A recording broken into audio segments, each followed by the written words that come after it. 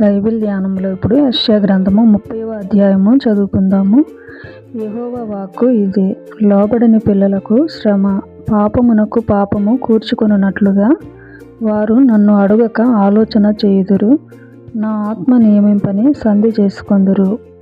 వారు నా నోటి మాట విచారణ చేయక ఫరో బలము చేత తమను తాము బలపరుచుకొనుటకు, ఐగుప్తు నీడను శరణుజొచ్చుటకు ఐగుప్తునకు ప్రయాణము చేయుదురు.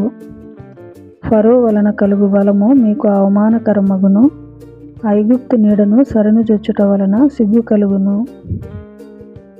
యాకోబు వారి అధిపతులు సోయానులో కనబడినప్పుడు, వారి రాయబారులు హానేసులో ప్రవేశించున్నప్పుడు, వారందరూ తమకు అక్కరకు రాక, ఏ సహాయమునకైనను ఏ ప్రయోజనమునకైనను పనికిరాక, సిగ్గును నిందయు కలుగజేయు ఆ జనుల విషయమై సిగ్గుపడుదురు. దక్షిణ దేశములోనున్న క్రూర మృగములను గూర్చిన దేవోక్తి. సింహములను పాములను తాపకరమైన మిడులాగులునున్న మిక్కిలి శ్రమ బాధలు గల దేశము గుండా వారు గాడిద పిల్లల వీపుల మీద తమ ఆస్తిని, ఒంటెల మూపుల మీద తమ ద్రవ్యములను ఎక్కించుకొని తమకు సహాయము చేయలేని జనము నద్దకు వాటిని తీసుకొని పోవుదురు. ఐగుప్తు వలని సహాయము పనికిమాలినది, నిష్ప్రయోజనమైనది. అందుచేతను ఏమీ చేయక ఊరకుండు గప్పాల మారి అని దానికి పేరు పెట్టుచున్నాను. రాబోవు దినములలో చిరకాలము వరకు నిత్యము సాక్ష్యార్థముగా నుండునట్లు నీవు వెళ్ళి వారి ఎదుట పలక మీద దీని రాసి గ్రంథములో లిఖింపుము. వారు తిరగబడు జనులు, అబద్ధమాడు పిల్లలు, యెహోవా ధర్మశాస్త్రము విననొల్లని పిల్లలు. దర్శనము చూడవద్దని దర్శనము చూచువారితో చెప్పువారును, యుక్త వాక్యములను మాతో ప్రవచింపకుడి, మృదువైన మాటలనే మాతో పలుకుడి, మాయా దర్శనములను కనుడి, అడ్డము రాకుండుడి, త్రోవ నుండి తొలగుడి, ఇశ్రాయేలు పరిశుద్ధ దేవుని సంగతి మా ఎదుట ఎత్తకుడి అని భవిష్యత్ జ్ఞానులతో పలుకువారునై ఉన్నారు. అందుచేతను ఇశ్రాయేలు యొక్క పరిశుద్ధ దేవుడు ఈలాగు సెలవిచ్చుచున్నాడు, మీరు ఈ వాక్యము వద్దని త్రోసివేసి బలాత్కారమును కృత్రిమమును నమ్ముకొని అట్టి వాటిని ఆధారము చేసుకొంటిరి గనుక ఈ దోషము మీకు ఎత్తైన గోడ నుండి జోగిపడబోవుచున్న గోడ అండవలే అగును. అది ఒక్క క్షణములోనే హఠాత్తుగా పడిపోవును.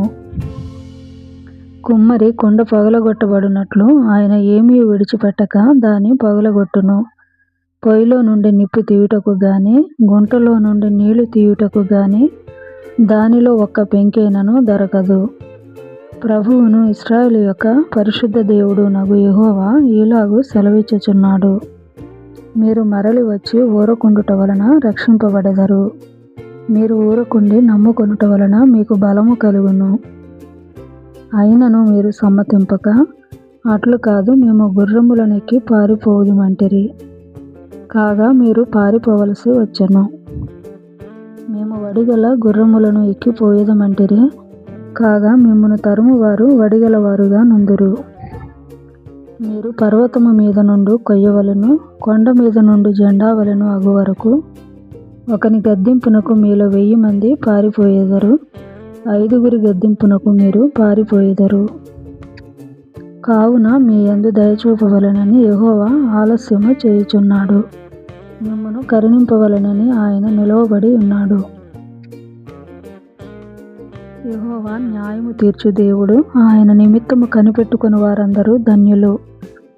సీయోనులో యెరూషలేములోనే ఒక జనము కాపురముండును. జనమా, నీవిక నేమాత్రము కన్నీళ్లు విడువవు. ఆయన నీ మొర్ర విని నిశ్చయముగా నిన్ను కరుణించును.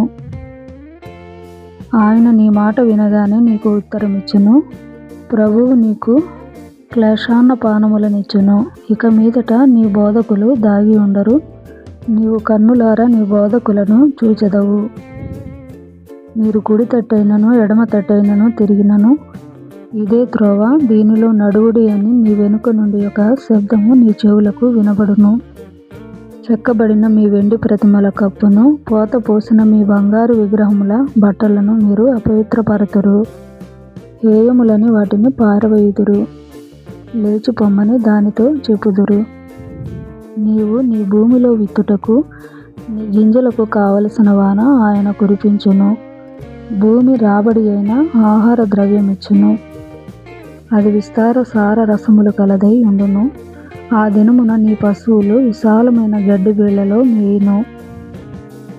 భూమి సేద్యము చేయు ఎడ్లను లేత గాడిదలను చాటతోనూ జల్లెడతోనూ చెరిగి జల్లించి ఉప్పుతో కలిసిన మేత తినును. గోపురములు పడు మహాహత్య దినమున ఉన్నతమైన ప్రతి పర్వతము మీదను ఎత్తైన ప్రతి కొండ మీదను వాగులును నదులను పారును. యెహోవా తన జనుల గాయము కట్టి వారి దెబ్బను బాగు చేయు దినమున చంద్రుని వెన్నెల సూర్యుని ప్రకాశము వలె ఉండును. సూర్యుని ప్రకాశము 7 దినముల వెలుగు ఒక దినమున ప్రకాశించినట్లుండును. ఇదిగో కోపముతో మండుచు దట్టముగా లేచు పొగతో కూడినదై యెహోవా నామము దూరము నుండి వచ్చుచున్నది. ఆయన పెదవులు ఉగ్రతతో నిండియున్నవి. ఆయన నాలుక దహించు అగ్నిజ్వాల వలె ఉన్నది. ఆయన ఊపిరి కుతికెల లోతు వచ్చు ప్రవాహమైన నది వలె ఉన్నది. వ్యర్థమైన వాటిని చెదరగొట్టు జల్లెడతో అది జనములను గాలించును. త్రోవ తప్పించు కళ్ళెము జనుల దవడలలో ఉండును. రాత్రి యందు పండుగను ఆచరించున్నట్లుగా మీరు సంగీతము పాడుదురు. ఇశ్రాయేలునకు ఆశ్రయదుర్గమైన యెహోవా యొక్క పర్వతమునకు పిల్లన గ్రోవి నాదముతో ప్రయాణము చేయువారికి కలుగునట్టి హృదయ సంతోషము కలుగును. యెహోవా తన ప్రభావము గల స్వరమును వినిపించును. ప్రచండమైన కోపముతోనూ దహించు జ్వాలతోనూ పెలపెలయను గాలి వాన వడగండ్లతోనూ తన బాహువు వాలుట జనులకు చూపించును. యెహోవా దండముతో అష్షూరును కొట్టగా అది ఆయన స్వరము విని భీతి నొందును. యెహోవా అష్షూరు మీద పడవేయు నియామక దండము వలని ప్రతి దెబ్బ తంబుర సితారాల నాదముతో పడును. ఆయన తన బాహువును వాని మీద ఆడించుచు యుద్ధము చేయును. పూర్వము నుండి తోపెతు సిద్ధపరచబడి ఉన్నది. అది మొలెకు దేవతకు సిద్ధపరచబడి ఉన్నది. లోతుగాను విశాలముగాను ఆయన దాని చేసి ఉన్నాడు. అది అగ్నియు విస్తార కాష్టములను కలిగి ఉన్నది. గంధక ప్రవాహము వలె యెహోవా ఊపిరి దాని రగులబెట్టును.